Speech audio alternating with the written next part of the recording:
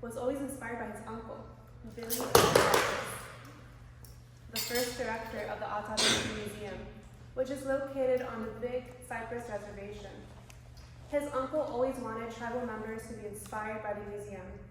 Having been the director of the Ahtateki Museum since 2021, Gordon now gets to fulfill his uncle's mission and helps his legacy live on. Every day he inspires the Seminole community to learn about Seminole history and art. He also directs the museum's team to go into the Seminole communities and share about their work and resources, instead of waiting for them to come to Big Cypress. In this way, he serves his people in the way his uncle intended. Gordon is no stranger to the worlds of art, culture, and museums. He is an accomplished musician, as we saw, photographer, storyteller, and visual artist. He has also served the Seminole artist community by helping to get exposure for the artists at a wide variety of museums and cultural institutions. He has arranged collaborative exhibits at places such as History Fort Lauderdale and the Ringling Museum of Art in Sarasota.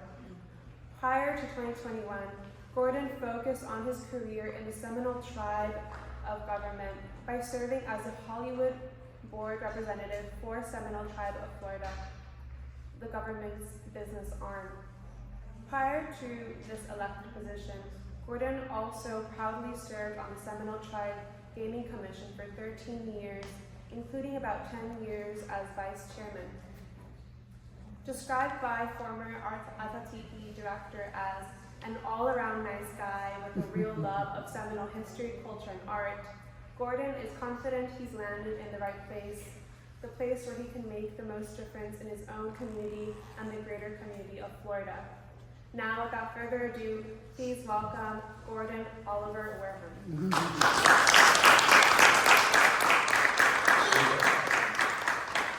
A song for you just to open it up. The first one was just to open my vocals. That song was actually called One Beautiful Lazy Afternoon. It's actually a story of, there was a neighborhood cat, right? And I was sitting on my porch and the cat sat next to me. It was a day like this, beautiful June day, and I'm sitting down and the cat comes up to me and I put some cat food down for her and she came and she sat right next to me. So I felt her body heat. And so I'm sitting there, she ate her food already, she came, there's some little bit left over, and pigeons started coming around and eating the food. So that's what you're hearing, is the pigeons doing their calls. And every time she would squish her tail, the pigeons would take off. And so that's what you're hearing, the pigeons taking off. And so she would just sit there and she started to parrot, and I started putting that into the song. And so she gets tired of the pigeons eating her food, so she gets up and she chases the pigeons off. She eats more of the food, and she comes back and she sits down next to me. And that is the song of One Beautiful Lazy Afternoon. So this song I'm going to tell you right now is called Caterpillar. Because I get this question all the time, is what is this instrument called? And this instrument's called the Native American flute. This is the Western style because it's at 6 holes. If this hole is missing and at 5 holes, that will be the Eastern style. So Western style has 6 holes, Eastern style has 5 holes. So I'm going to, like I said, open the song. It's called Caterpillar. It's one note at a time. Think of a caterpillar on a tree branch, one note at a time. It's a simple scale song. It just goes up and down the scales like a caterpillar walking on a tree branch, and it turns into a cocoon, into now a butterfly flying around, and then back into a caterpillar. But it just shows you the range of this beautiful instrument and what this instrument really can do. It's going to be my way.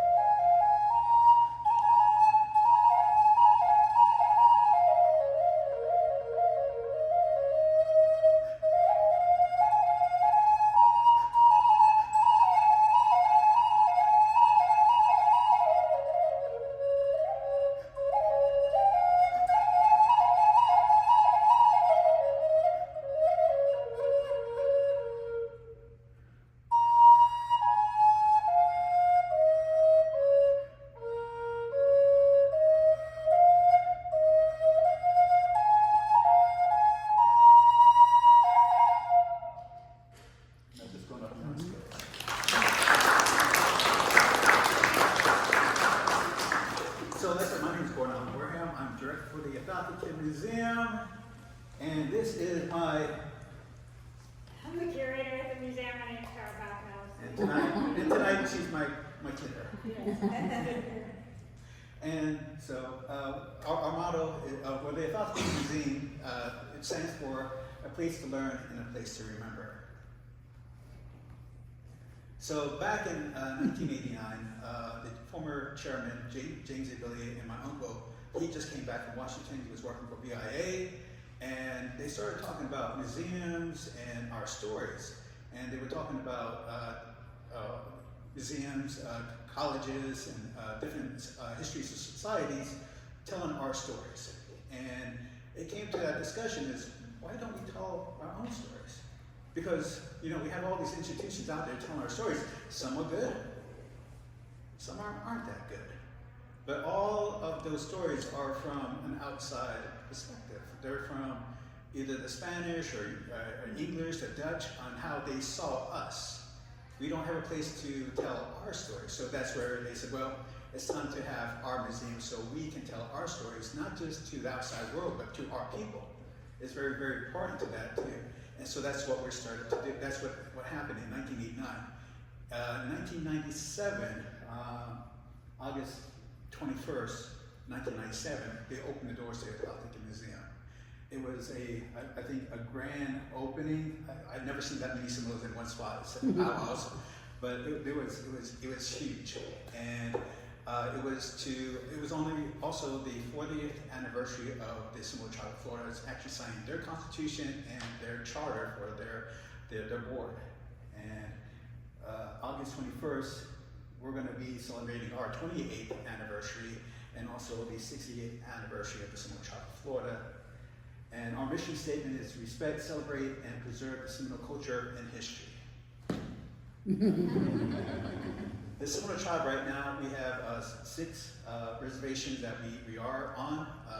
Big Cypress, Hollywood, Fort Pierce, Brighton, Immokalee, and Tampa. And we have smaller communities around Lakeland, Naples, the Tamiami Trail. We're about 4,500 strong right now. This is not including the Miccosukee Tribe.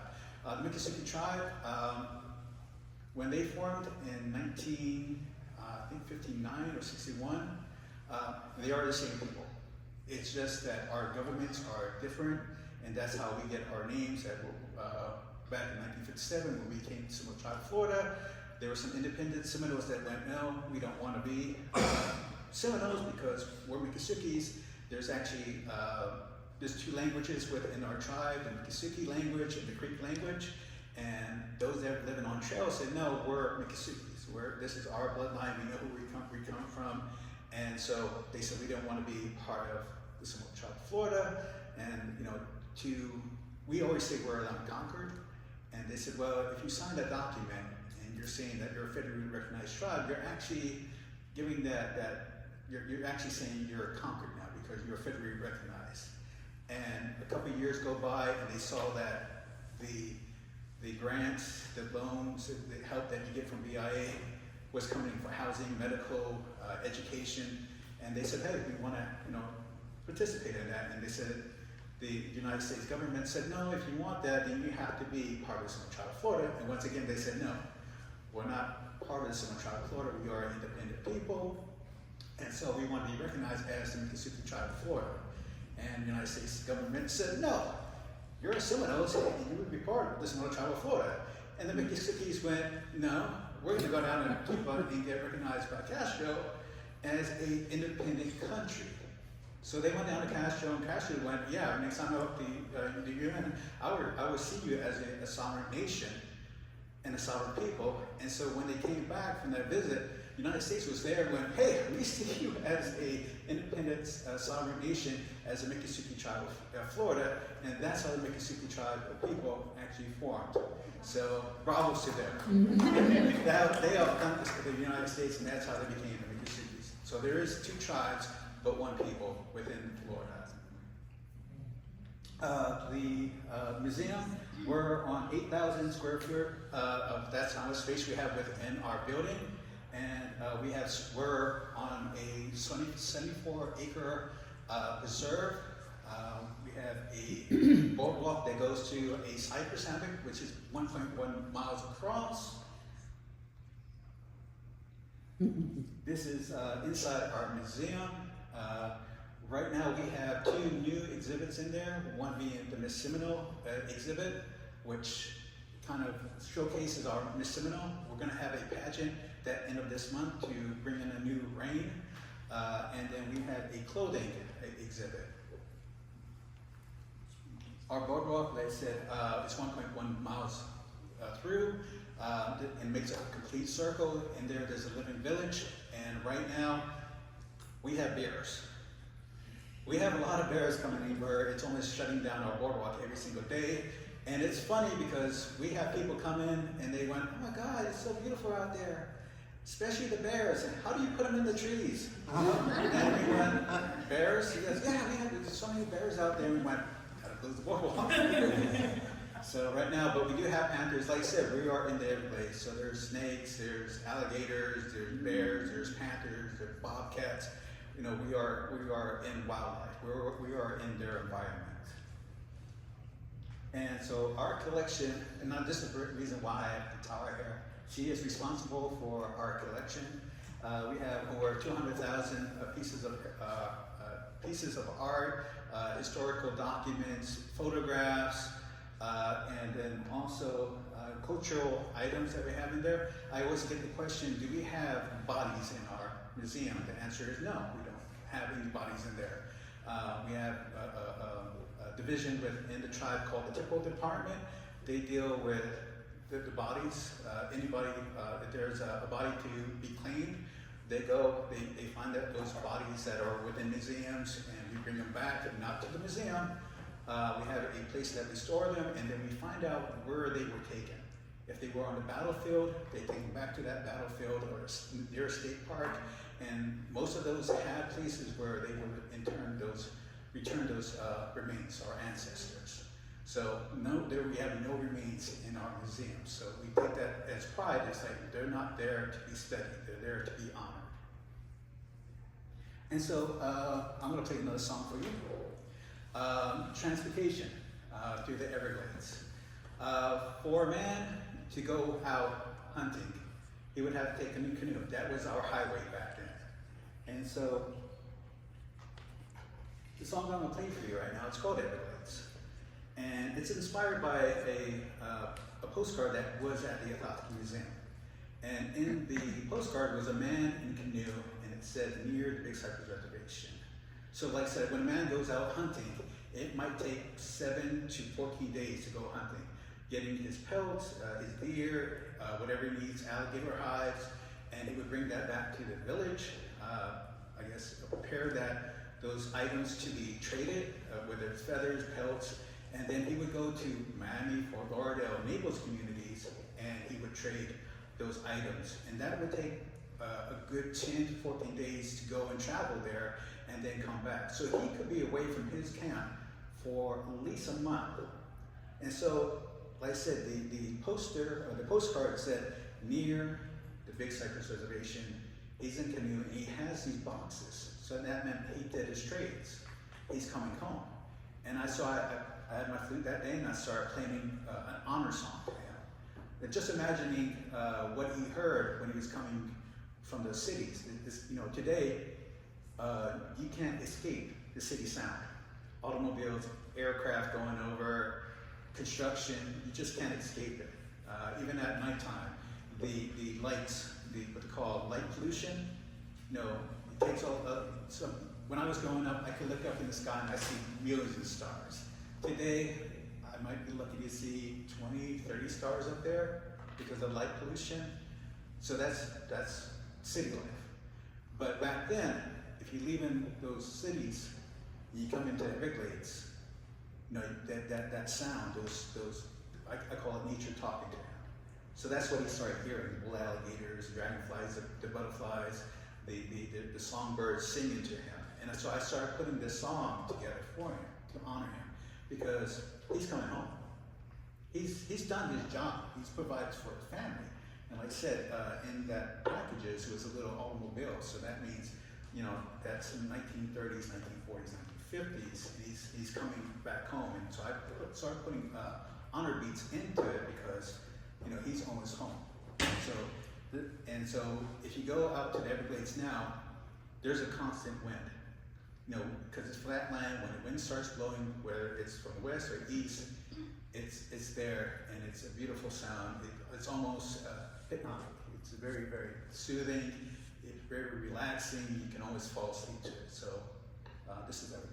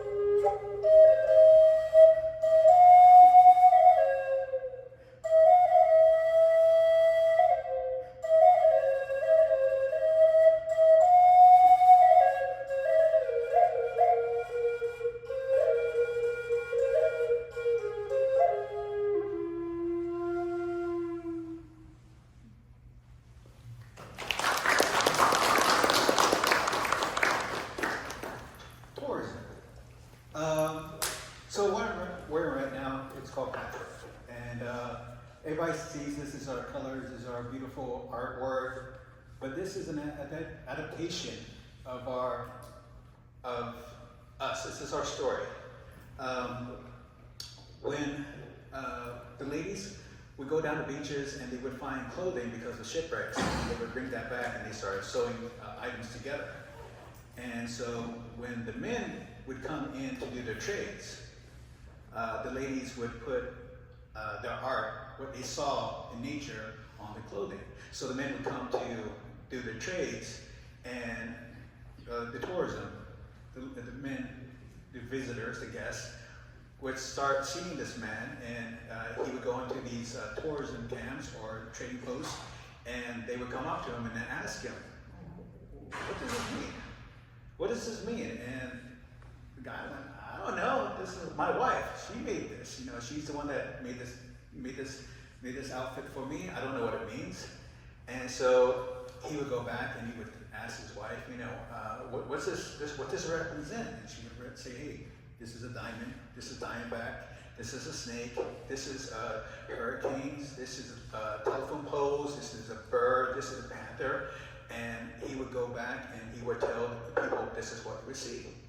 Well, the store owner started seeing that when the Seminole came into his store, that he would bring these tourism with him, and they would go and they would buy in that shop. And so the owner figured out, hey, if I have a good relationship with the Seminole man, and we do good trades, he would come to my store more often, which would bring more guests to my store.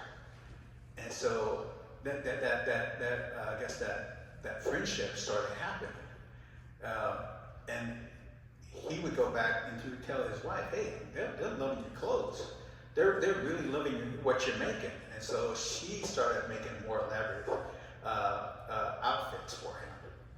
1920s, 1930s, now the 1940s, the automobiles are here. It's easier to get to town, and he would now would bring his family. The men would go in there and do business. The ladies would be outside, and they would be dressed beautiful. Now they became the show. They became, they had the hair pieces, and they had the clothing, and they had the necklaces, and they became the draw. And they become more elaborate. And he would be inside, and like I said, they would bring more tourism to the area. So in 1918, there's a man called Willie Willie, and he started seeing this, and he goes, "Hey, I see the non-tribal members making good money off of us. Why don't we make our own camp?" And so that's the first camp started happening, tourism trade. And so Moose Isles was created, Hobbyland was created in Fort Lauderdale. There's camps in Naples, there's camps all around South Florida. And if you look at any major city now, that's where the Seminoles had their camps. That's where tourism really thrived, because, and that was one of the things that people really wanted to see. They wanted to come down and see the unconquered. They wanted to see the Seminoles. That became part of South Florida's story. And I've always said that we're not part of Florida. We're not part of this past, we're not part of the present, we're not part of the future, because we are Florida. We've always been here. We're always going to be here. Florida made us. And so for us to be part of the tourism, the scene, and part of that story, and know that we help Miami, Fort Lauderdale, and Naples, and these other major cities pop up and thrive, that is just the cooperation between the Seminole people, Miccosukee people, and South Florida. And so these are some of the postcards that were taken of camp life. Like I said, not all tribal members were in tourism camps. There were people, tribal members, Seminoles, Miccosukees, that did not want anything to do with this. They kept to the Everglades. They believed that they kept themselves isolated from the rest of the world, because that's what they were taught.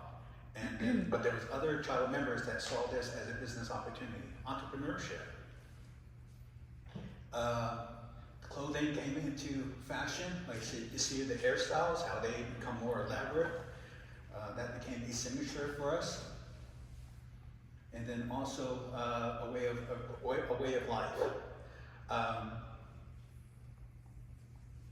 And the Kukinchike. So the Kukinchike for us is vital.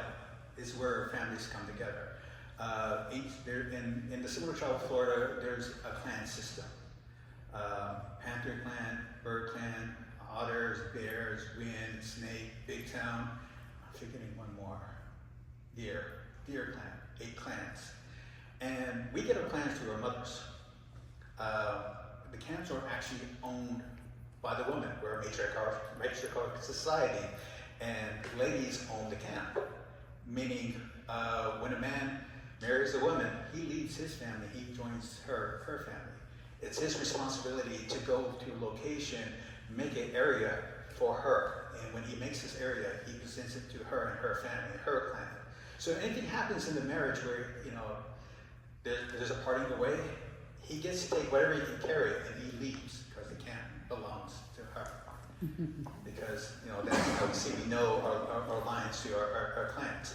But our Kukinchike, that is our place of gathering. That's where we cook. This is where a lot of the stories are passed and knowledge, especially between mother and daughter, grandmother and their next generations. This is where a lot of these stories and knowledge is passed. And so back in the 80s, 90s, Miss Betty Mae Jumper, she created a book called Seminole Legends, Legend of the Seminoles. This is a great reference guide, and like I said, every clan, we have our stories, but each one is unique to that clan. So what she's putting into this story is how she was taught. So like I said, when I say this is a good reference guide, it's not the stories I know, because this is not the stories I was taught that way. So some of these stories are different. So, like the Corn Lady. The Corn Lady is very, very important to us. In the book, it's a little bit different from what I tell it. but it's very, really important on how we respect this. We just went through our corn dance. It is like the beginning of a New Year's. You can't eat corn at this time until you do the ceremony, but it's very, really important for us to do this. And so I'm going to do a story right now of the rabbit and the lion. This story is in her books. I really like this story. The way she tells it is the way I heard it, so I'm going to tell the story. The lion, he's the great killer.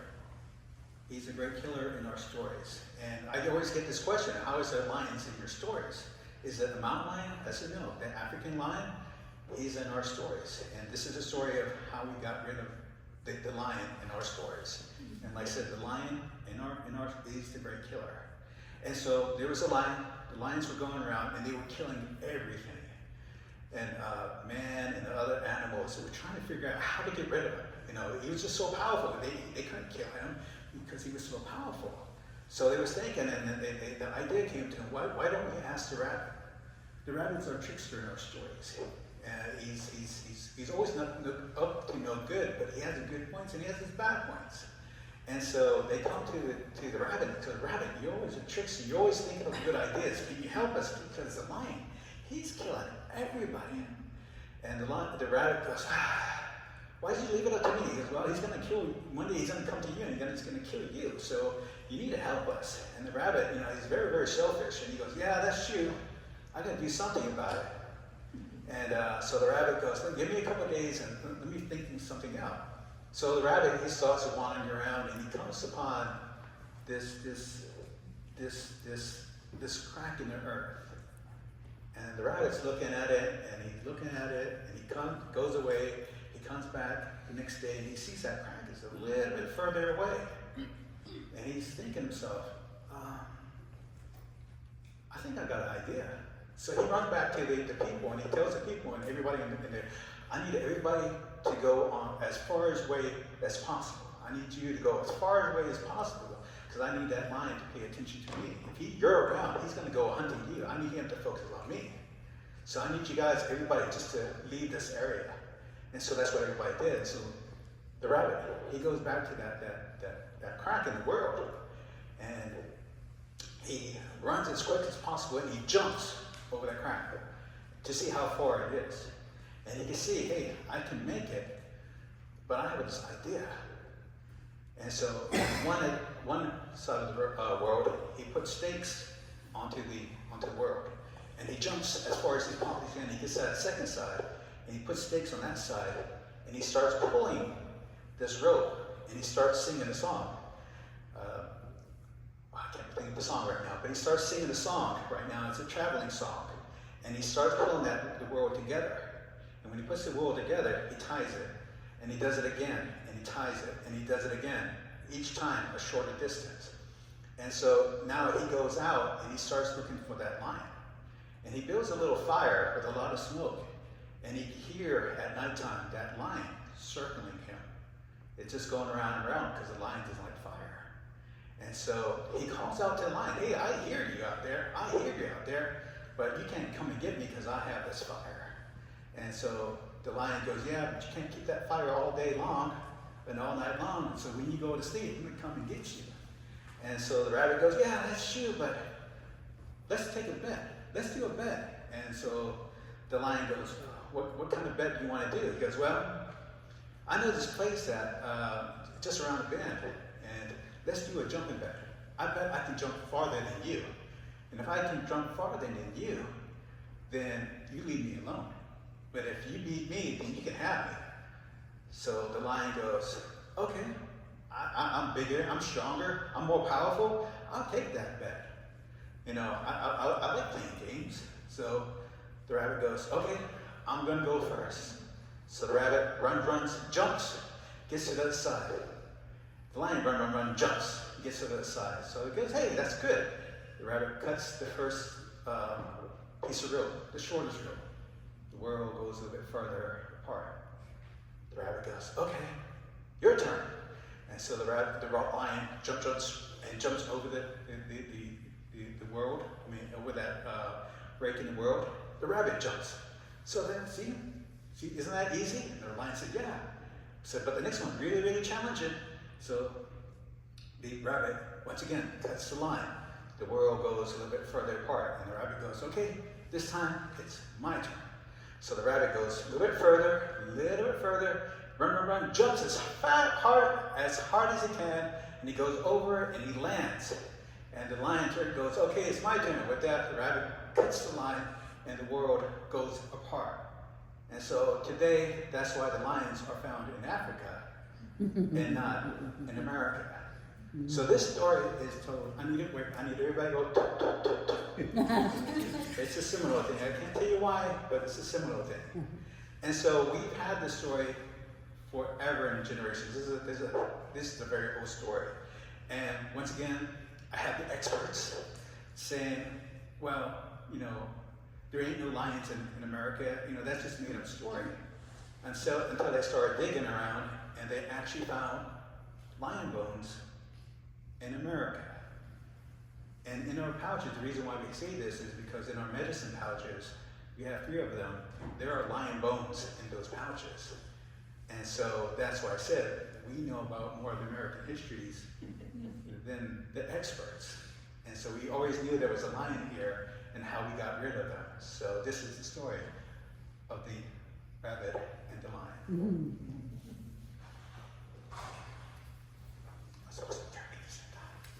Okay, so we have another story called, I'm not going to tell the story because it's a long story and it's a really depressing story. But we tell these stories as training to teach morals to our story.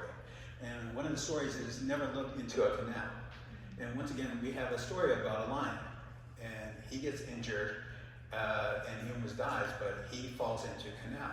And they say he's so weak in that canal that he can never come out except for a few minutes. And they said if children who do not listen and go around playing in canals and you look into the canal, sometimes you see those eyes looking back at you. They said that's why you tell your kids, you never ever play near water because you never know what's there and they might come and get you, or that lion might come and get you. So like I said, these are morals to our stories. So this is my favorite story. In her book, it's called The Boxwool versus the Wolf. This is her story, and the way I was taught, it was called The Boxwool versus the Rabbit. Now, how many of the great race between the tortoise and the hare? Okay. How many do you know where that story originated from? And learn something today. You know where that story that you know originated from? That story that you know is actually told by the Greeks. It originated from the Greeks. But we have that story in our legends. So I'm thinking this is how different cultures around the world have looked at the quick and the slow and have come up with different stories. Like I said, for our little ones, morals. This is the rabbit and the boxwool. The rabbit, like I said, once again, is our trickster. He's our bad guy. We have him in our stories, and it's almost like biblical. You have the Holy Book, the Bible. In the story, you have Lucifer. At the beginning of that story, he is God's favorite. In our stories, the rabbit, he is one of God's favorites. But at the end of his story, he is hated. He is the trickster. You know, he tells lies. And so that is also goes with the rabbit. So they teach these stories to our young ones, say, do not follow his path, because at the end, this is what's going to happen to you. People are not going to respect you. People don't want to be around you. You're going to be discarded. And so this is the story. I'm going to tell you, the boxwool versus the rabbit. The rabbit, he's hopping upon a road one day, and he comes upon a group of boxwools. And he started laughing at the boxwools. The cricket, he gave it a hard, heavy shell. And the rabbit, he goes running over to those boxwools, and he starts banging on the shells.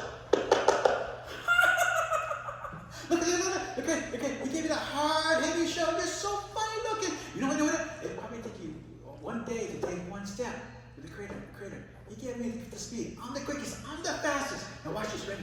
Watch it, ready. Did you see it? I'm gonna do it one more time. Ready? Did you see it? I just went around the world twice, and you probably didn't take one step. That's so funny. You know what? The great. He was having such a good time. He made you all the same, so you're all funny and you're all slow. That's so funny. Now the boxers, they didn't like being made fun of because nobody likes being made fun of. So the boxers, they turned to the rabbit and said, "Rabbit, this is his gift to us. He made us all the same, so when we come together, we come to any solution to any problem. By doing that, we can defeat any foe." Well, the rabbit, he didn't want to listen. He didn't want to learn. They said, it don't matter. You're all funny looking. And so he goes hopping along. Now, like I said, the rabbit, he's been given the gift of speed. He's the quickest. He's the fastest. Now, he goes over to the deer. "Hey, deer, let's race." And they say no. He goes to the panthers. How many panthers are in here? How many students are? Okay. "Hey, panthers, let's race." And they say no. He even goes to the humans. "Hey, humans, let's race." And they say no. But the boxers, they heard this, and they came up with a plan. And so the rabbit, he's hopping along that path, and the boxers, they call out to him, "Rabbit, come here." And he does. And the boxers said, "Rabbit, we want to challenge you to a race." And the rabbit goes, "You want to race me? You want to race me?" They said, "Yes, tomorrow, by the Big Bend, by the 3 hills, we want to race you."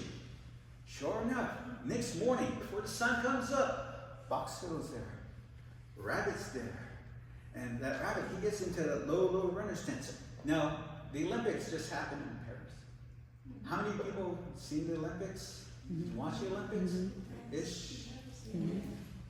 How many people seen what they call sprints? The quickest race in the world. See, and they have a thing called the blocks. Where the sprinters, they get into that low runner stance. Now, that's what the rabbit did. He got into the low runner stance.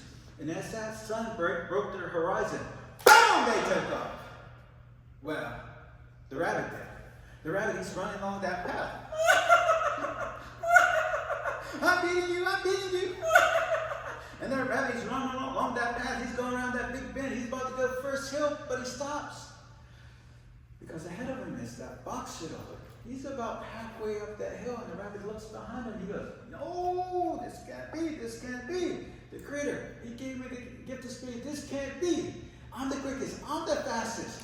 Now, when I do this story, I do the story for my little ones, right? And I have them do my sound effects. So when I say the rabbit starts pounding their feet against the ground, and since you're my bigger kids, I need you to pound your feet against the ground. So the rabbit, he starts to pound his feet against the ground. And boom! He flies up the hill. He's up the hill, down the hill, into the little valley. He's about to get sick of the hill, but he stops. Because ahead of him is that box hill. He's about 2/3 up that hill. And the rabbit, he looks behind him. There's no one there. The rabbit, he starts to scratch his head. "No, this can't be. The Creator, he gave me the speed. This can't be." So the rabbit, he starts to pound his feet against the ground. And boom! He's flying up the hill. He gets up the hill. He goes up the hill, down the hill, into the little gully. He's about to third and final hill, but he stops. Because ahead of him is that box hill. He's almost at the top of the hill. He's almost at the finish line. And the rabbit goes, "Oh, this can't be. The Creator, he gave me the gift of speed. This can't be. I'm the quickest. I'm the fastest. This can't be." So the rabbit, he starts to pound his feet against the ground. Get faster. Get a little harder. Now they say that man was first to break the sound barrier. But it's a lie. The rabbit, he broke the sound barrier that day. He's run up that hill. You know what happened? The boxer will be in by a nose. And the rabbit, he's all tired. He's all like that. This can't be. This can't be. The Creator, he gave me this to get the speed. This can't be. And the rabbit, he finds himself a big tree, big oak tree. He falls asleep. For the rest of the day, for the rest of the night, he sounds like tar. That's what Paul said. Yes, when she starts snoring, it sounds like a grizzly bear eating a honey ham. Or a vegan honey ham. That's what he said.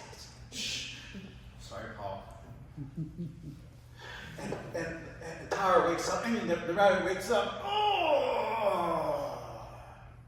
And it's mid-afternoon, and I know some of the parents know this, right? Little ones, if you have kids, you know this terminology. It's called major bedhead. And the rabbit, his hair is all knotted together. It's not back there.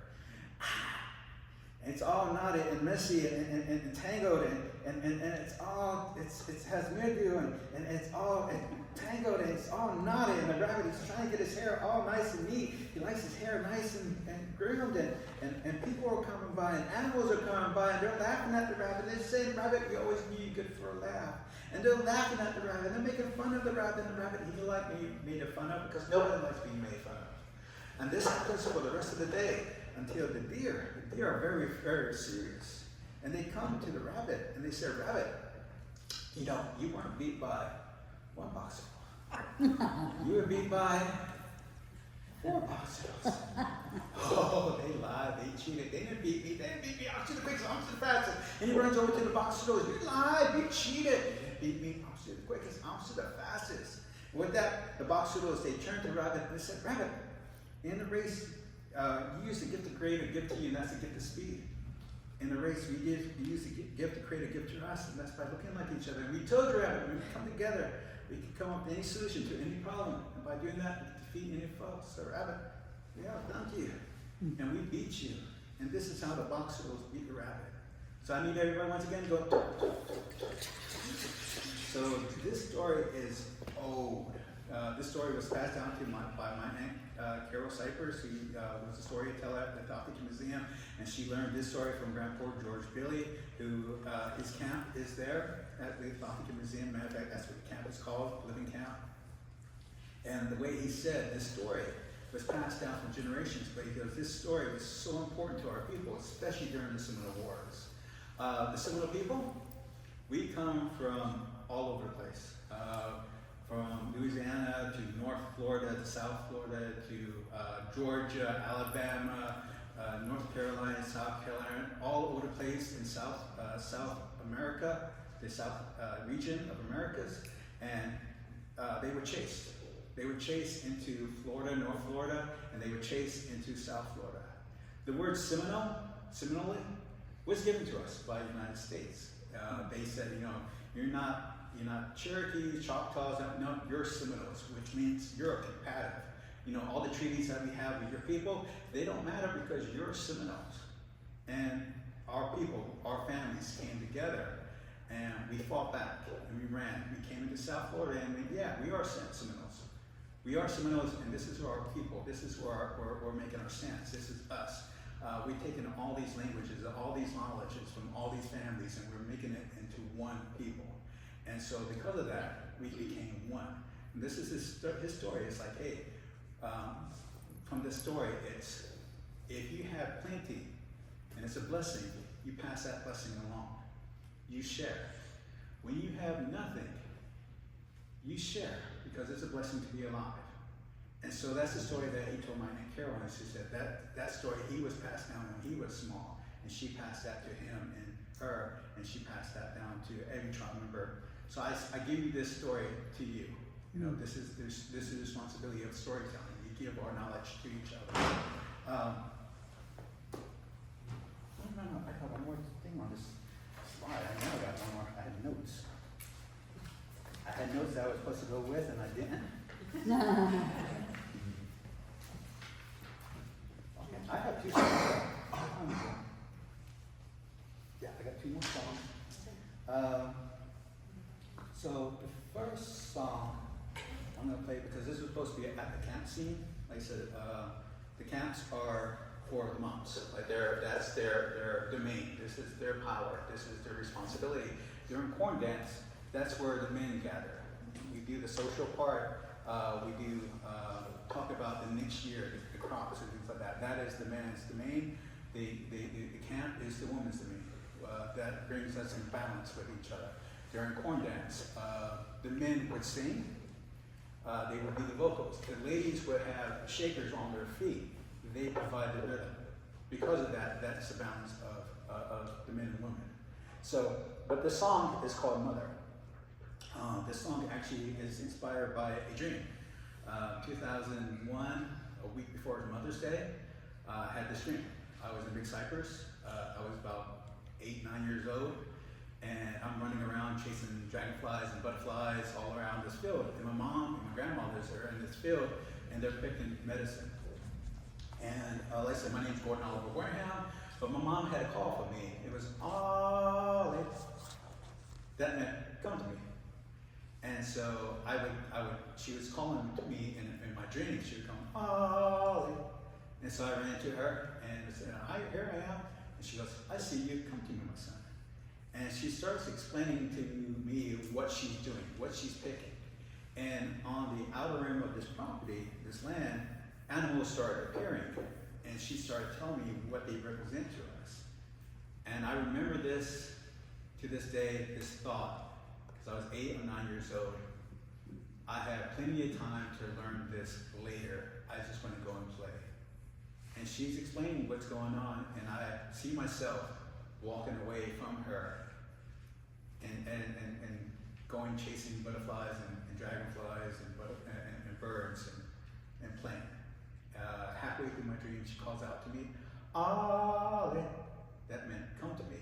Now, if she was a little bit sharper and a little more shorter, I knew I was in trouble and that I needed to turn and run. But she calls out to me, and I come to her. And she starts explaining to me that it is more than the DNA that's going through my vein that makes me Seminole. It is the knowledge that is passed from generation to generation that makes us Seminole. What she's teaching me, I would learn because it's what she was taught. I would add my knowledge to that knowledge that she's passing on to me, and then I will pass it on to the next generation. That is what makes us Seminole.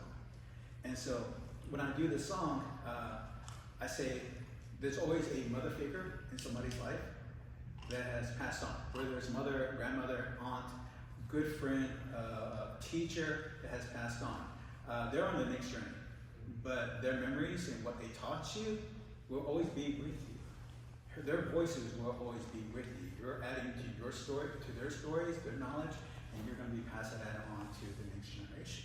So when I do this song, I always have people kind of close their eyes, think of that lady, that special lady that's in your life, that was in your life, that voice, and have them talk to you. Because like I said, it's always there, and this is Melody.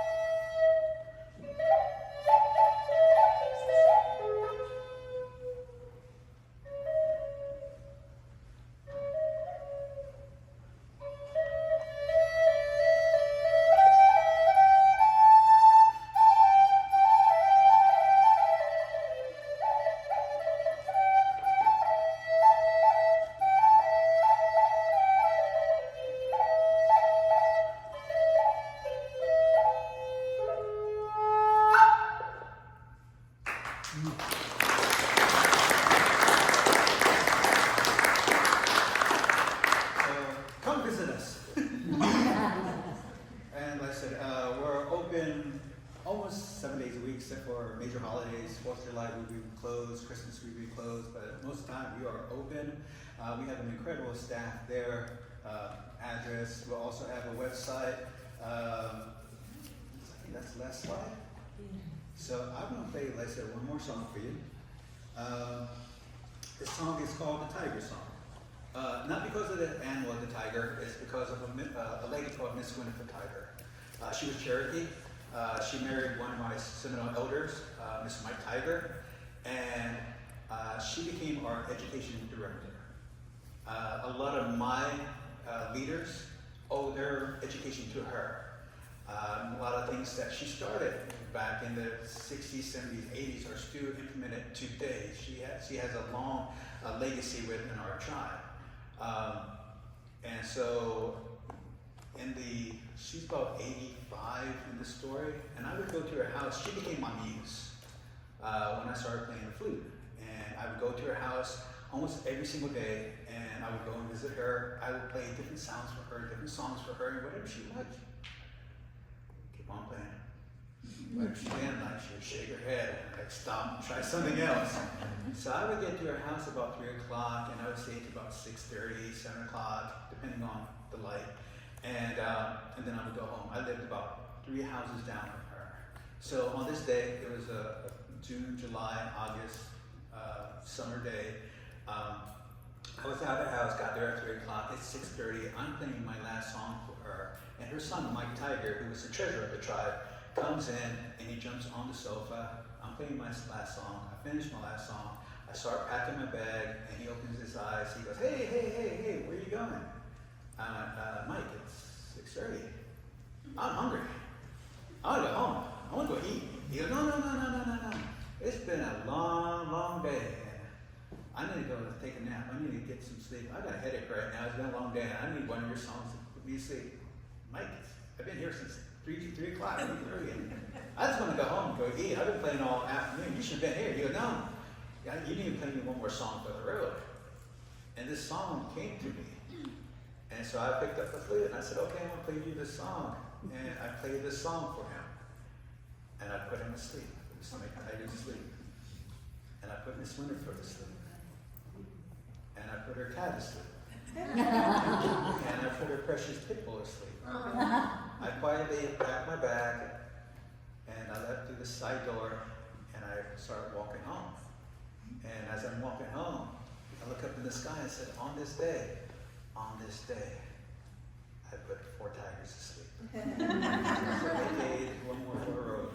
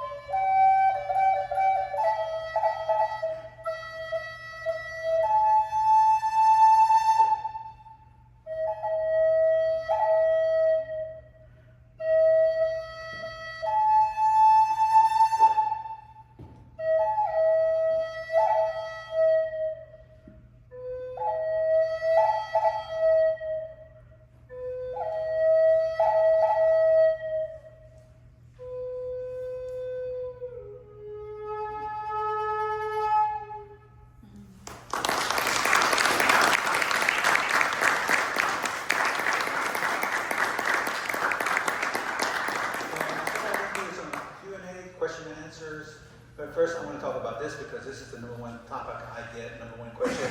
What is this? What is this? Was this to protect Seminoles out in the field, to ricochet bullets off of them? Was this a medicine?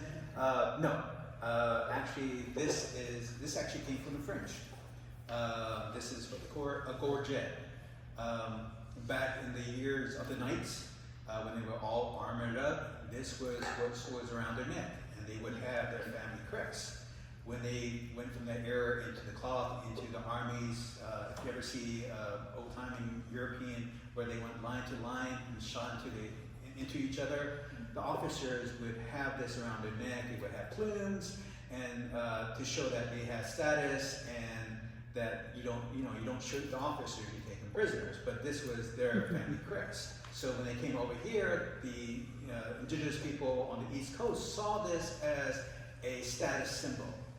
And so there's some ways we came to this. We would take silver coins, melt them down, pound them out, and they would make this out of silver coins, showing that if I could do this to your money, I had wealth.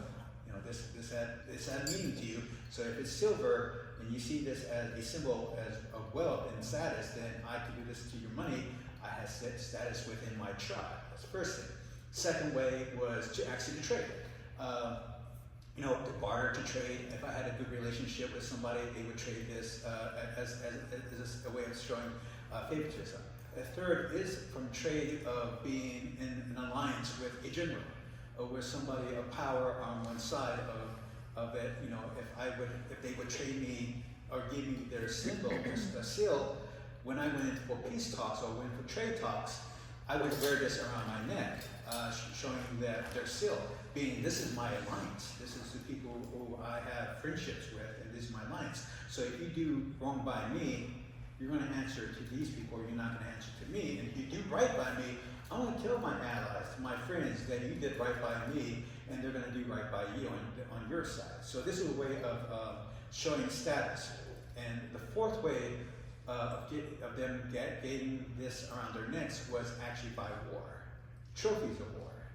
So let's say I'm in an ambush situation. I'm Seminole, and I have a column of soldiers coming along a trail, and I'm in an ambush. Who's the first person I'm going to get? Like I said, back in the day, European armies fought in shooting into the lines. You took the officers prisoners. Guerrilla warfare was introduced by Native Americans. So who was I going to shoot first? I'm going to shoot the guy with the pompadour. The guy who's all cuffed up, right? That's the first person I shoot. Boom, because I want chaos in the line. And then the next person who's giving orders, because he's more flamboyant, I would just go down the line. That's who I would shoot, because they're nice big old targets. They're showing their, because back in the day, like I said, you didn't show, you had to show yourself you were supposed to be captured, not killed. But if I'm going down the line, that's the first person I'm shooting. And so after the battle, people have fled, they come back, right? The bodies are still there. I want a trophy, right? I take the family crest. I will put this together, and now it's time for peace and talks. I would sit across from my enemy and then say, hey, it's time for us to talk peace. It's time for us to bury the hatchet, as they say. That was actually a saying. Let's talk peace, because if you don't want to talk peace and you want to go back to war, then next time I see you, I'm going to add you around my neck like I had your friends. So this is part of the intimidation to the side, and this was a form of that. So it was barter, trade, create, or intimidate. This is what this meant. Like I said, it's actually a status of Europeans and how we saw it. So this is what this is. So like I said, the number one question I get is, what is this? It is a gorget. So, any more questions? Two. So we're going to find out more information about the different meanings of what the animals mean to each tribe, and if you can share the creator's name. So our creator is called the Breath Giver. He gave breath. Like I said, we have a lot of similarities with the Bible. He actually gave breath to man. He made man out of clay, and he put him in a ball in the center of the earth. And when it was time for man to come out, he let a sweet potato plant break the ground, and each animal was representing a certain part of humanity or the responsibilities. And the first person that was supposed to come out was Panther. Panther being the creator's favorite, and the hole was too small. So the bird clan came up and he started pecking the hole to get it bigger for the panther to come out. And still, it was not big enough for him to come out. So the wind clan came along and they started pushing against the ground, and they broke the ground open. And so the first first clan to come out was the wind. And this is why we have oxygen around the world. And so the panther was the second to come out. So, but I said the breath maker is our creator, the name of our creator in English. Our clan system, being the panther, is our medicine givers. The wind is another medicine because he was the first to come out. The second is the birds. The birds are supposed to be like judges, like in charge of rules. The deer clan is the general population, the workers. They supposed to be, I guess, very hard and fast in what they do. The otters, there are warrior class, but also the ones who are played a lot. So they're supposed to be like the Marines in war times. You know, they're supposed to be smart. They're supposed to be cunning. So that's why they've been given this. Big Town, actually that came from two little girls that they found. And they were found near a big town. So that's where they get their family. And they also have a animal representation called the toad, because toads are found near big towns because of the lights. So they've been given the animal of the toad. Let's see, what else? Like I said, wind. The bears. I love the bears. Think of bears, they are warriors. They are berserkers. And during wars, they're the first ones in. They're the ones that create havoc. They're very, very cunning, but they're the ones that go in and cause chaos. But in peacetime, there's a terminology. They're the shit stirrers. They are there to argue for argument's sake. They're there to make sure that all sides are being heard. They will take an argument just to that everybody has an understanding that, you know, don't become complacent. They're there to make sure that people keep on moving. So all these clans have responsibilities, and the snake. The snake clan was supposed to be our royalty. They were supposed to be our leaders. And so that's where the different clans and the responsibilities, and each one had a responsibility to the people and a balance. And like I said, each clan, there was thousands of clans before the colonization, but right now we're down to 8 within our tribe. I think Miccosukee has some clans that are unique to them, and then also the Oklahoma Seminoles have some unique clans to them. I saw a hand back there. Can you explain your patchwork? So this is a diamond-shaped patchwork.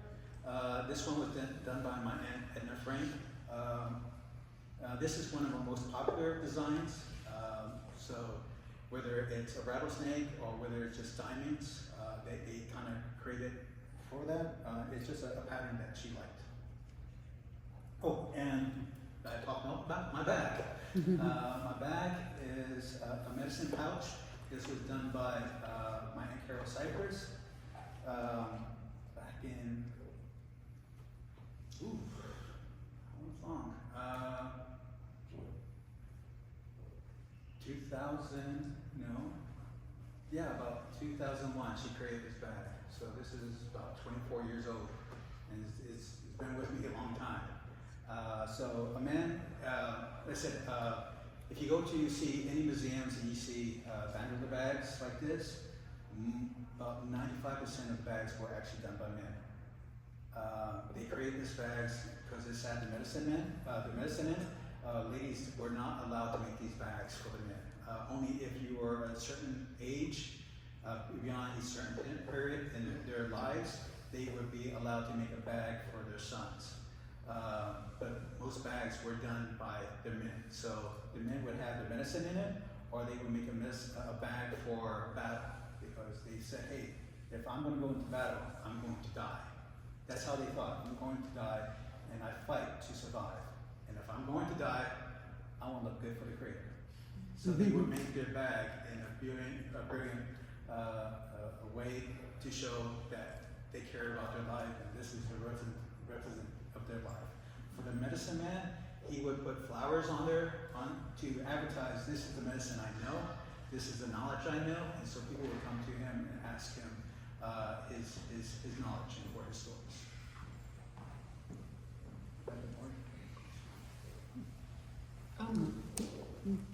When you're talking about the Miccosukee, why did they go to Castro? Yeah, of course. Because they know Castro and the United States didn't like each other. Oh, yeah, As I say, the enemy of my enemy it's my friend. Yeah. Okay. So if you're talking to the United States and say, hey, recognize us as a federal government, as a federal recognized government, and that the United States saying, no, you're going to be part of the small tribe of Florida, well, I'm going to go to your enemy, and I'm going to say, hey, recognize me as My own state. of my own country. And that's when Fidel went, yeah, I want to recognize you, because if that happened, you would say about half of Florida now belong to the Miccosukee tribe. So you say about I-4, Uh-huh. just think I-4 now owning to the Miccosukee people. And that's what, because of the treaties and everything that was signed, agreements, that would become international law. So all that came into being, so that's why the United States was waiting for them to get off the plane, when we're going to recognize you as a federally recognized tribe, so you can get your health benefits, your housing, education, and be And able what to year was that? I think it was 1961. So both Seminole and Miccosukee, they're both federally recognized? Yes. Yes. We're a one people. And the other 6 tribes that are left, that I can't mention, I don't even know their names. Aren't there like 8 in Florida? Huh? Clans. No, Oh, no, I'm sorry. no. Each reservation is part of the Seminole tribe of Florida. Oh, I see. We have reservations throughout. We don't have them all connected like many other tribes around the United States. Our reservations are scattered and have populations on each and every one of them. Thank you. What are you hoping that like people take away from tonight? Curiosity about themselves. When people come to our museum, that's what I really want people to learn, is that I'm glad you come to a museum, but our museum is for the Seminoles. I really want people to think about their own journey, not only here in America, but their legacy, and be proud of the heritage. Wherever they come from, wherever your legacy come from, you have a story. Your family has a story. You come from someplace, be proud of that, but have an understanding you're in America now, and you all now are one, like the box circle. You come together as one. And like I said, when you come together as one, you come with any solution to any problem, you defeat any foe. And I think that's what's so great about America, is that we all come with these stories. We come with these great knowledge, this wisdom through these generations, and we come together, and we can come up with anything. The arts are so beautiful. Our knowledge and our stories are so beautiful. And that's what I want people to take away is, hey, this is a beautiful experience. What about me? What is my story? What is my legacy? What am I going to pass on to my future, my generations? So that's what I want. How large are these reservations in general? You Um, say they're all scattered, but So Hollywood is the smallest one, but we're the most populated one. I can't say how big it is. It's, if you go to Hard Rock, yeah, that takes up about half our reservation right there. From Big Cypress and at Brighton, which is our bigger but smaller population, they deal more with agriculture and cattle.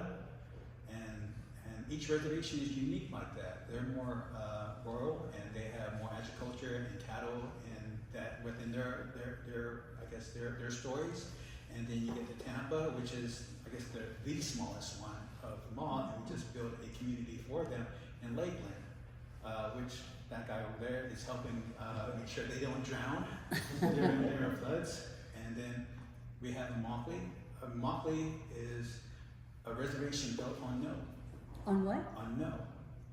Because when they were built, the first thing was, no, you can't have a reservation here. Yeah, no. And so my grandmother and my aunts built homes in Immokalee. Mm-hmm. And they said, no, we're here, these are our camps. So the Seminole Tribe of Florida bought them land. And they went, no, we're a reservation. And federal government said, no. And they said, no, we are a reservation. And the Seminole Tribe of Florida made them a reservation. And then they said, well, we're a reservation, we're allowed to have housing here, education here. And once again, the federal government went, no, you're not allowed to have that because you're not connected to Big Cypress or Brighton, you're too small a community. And they said, no, we're here, and this is where we're going to stand. And sure enough, there's a community there. There's a hospital, a clinic there. There's a admin building there. There's a gym there. There's a church there. All built on no, you can't have that. And they went, no, you can't have that.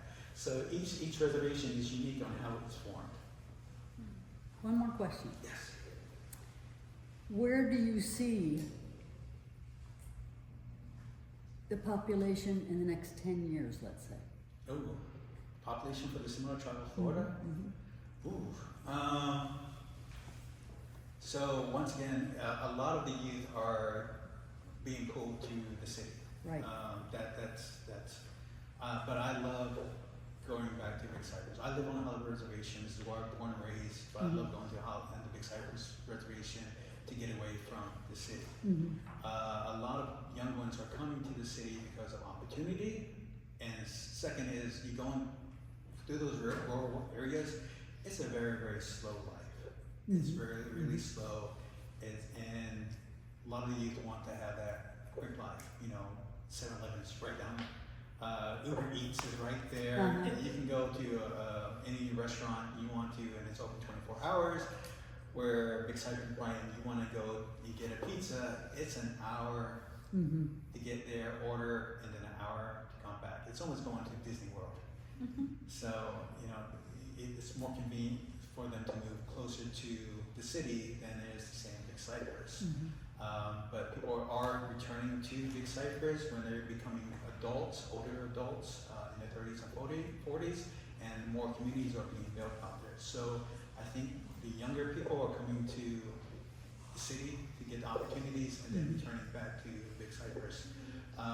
There is a renaissance that's happening within my tribe right now for language and culture and crafts. There is a boom, which I am so happy about. I speak Ilaponki, which is Miccosukee a little bit, where I have now fluent speakers in 9th, 10th, 11th, 12th year old that can actually speak fully, which is, I'm so proud of that. They've taken that responsibility on themselves to actually learn our language and keeping that language alive. One more question, if I may. Okay. Sorry. Can you maintain your status as a Seminole or Miccosukee? And be intermarried, or must you stay within the tribe?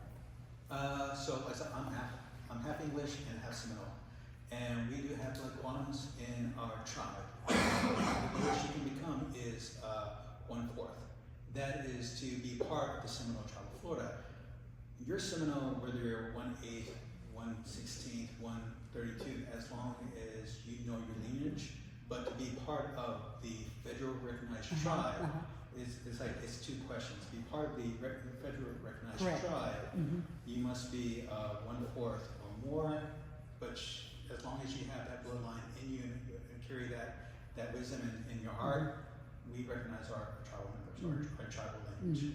Okay. Very good. One last question.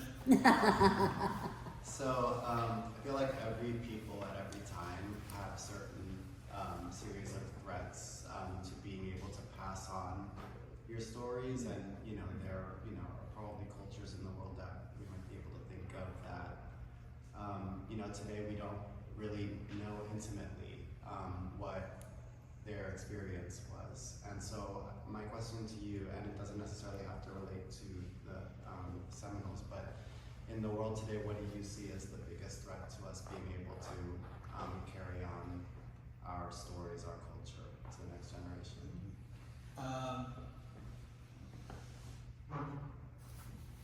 First is AI. See, AI technology. Good question. As I said, I do love AI. I really do like AI. I create a lot of my art with AI. But when you give that knowledge to a computer and it takes over, it takes the heart out of it. So it's that spark that the creator gave to us that makes it special. Next one is climate change. Environmental, is changing. We have a thing called sweetgrass that we make our baskets with. It's really, really hard to find that right now because of the heat and the condition and the environmentals that it takes to grow sweetgrass, because they don't plant it and harvest it. It's grown wildly, and so with each year it gets fewer and fewer and fewer, and we're losing that knowledge that goes with the sweetgrass because there's a story that goes with it. And so as long as we're losing our environment, we say we're the stewards of the Everglades, and as the Everglades shrinks, what are we actually protecting? With the Everglades getting polluted, what are we actually fighting? So this is what the Seminole Tribe of Florida is preparing to do. Like I said, we have DIPO, EPO, other branches within our tribe to tell the stories of how important it is to protect the environment, because we are part of the environment. And if we lose that, then we lose ourselves. Thanks for any more questions. Okay, that's it. Thank you. Can you tell us a little bit about the legacy of Sam Jones? Because his bronze statue is in front of the museum. Abianca. So Abianca is our medicine man. So there was different leaders within our tribe, and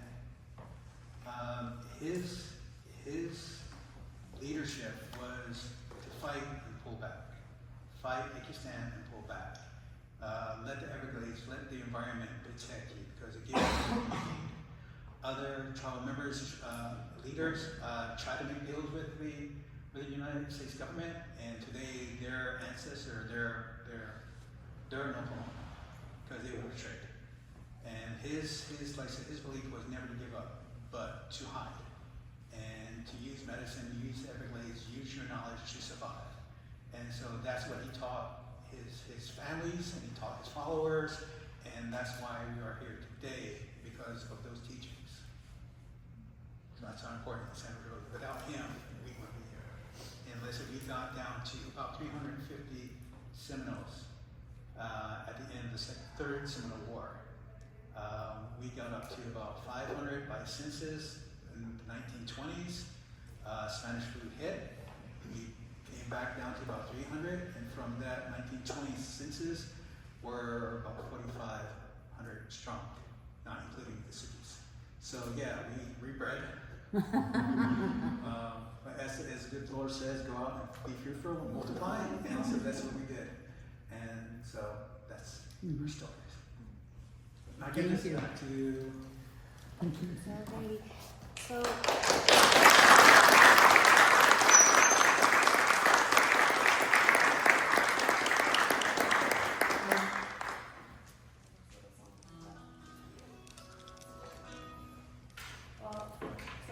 Thank you all so much for being here and for being present with us tonight, and for listening and all of your thoughtful questions. Please visit the Akatiki Museum. This was so wonderful. In the time that I have been here, we haven't collaborated, and it was a long time ago, 2011, last collaboration. So this is a really special moment. We are going to be, the museum is open till 8. And then at 8, the security's gonna be like, time to go home. So if you have any other questions, if you wanna mingle, have a last drink downstairs before 8 o'clock, please help yourself. We host these Frost After Darks every first Wednesday of the month, and then we have Tertulia nights every second Thursday of the month. What night? I'm sorry. Tertulia nights. Ah, the two. Yes, so remember we are always free. So thank you so much for being here and have a good and safe night. Thank you.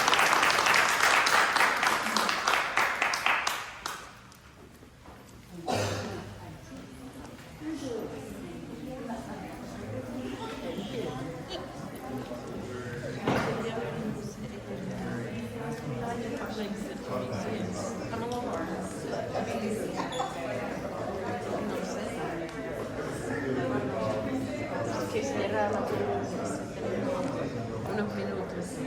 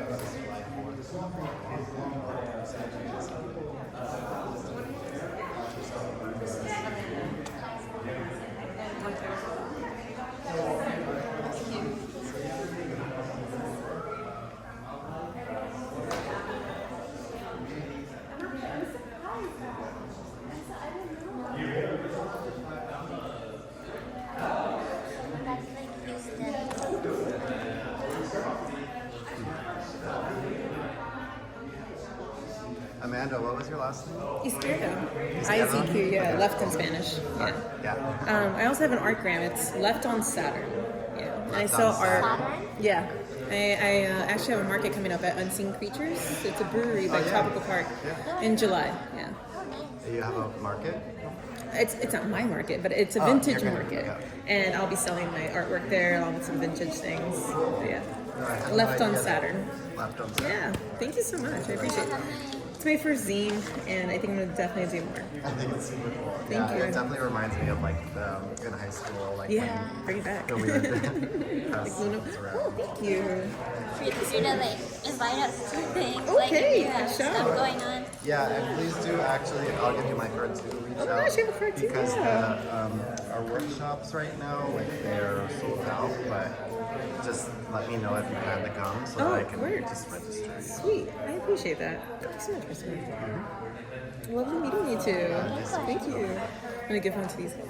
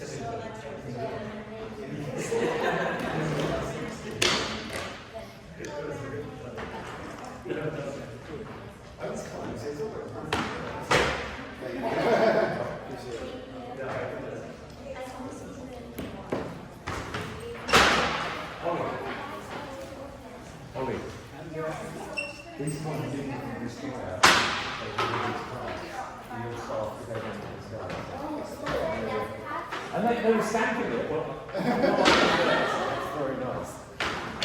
Sarah, we're having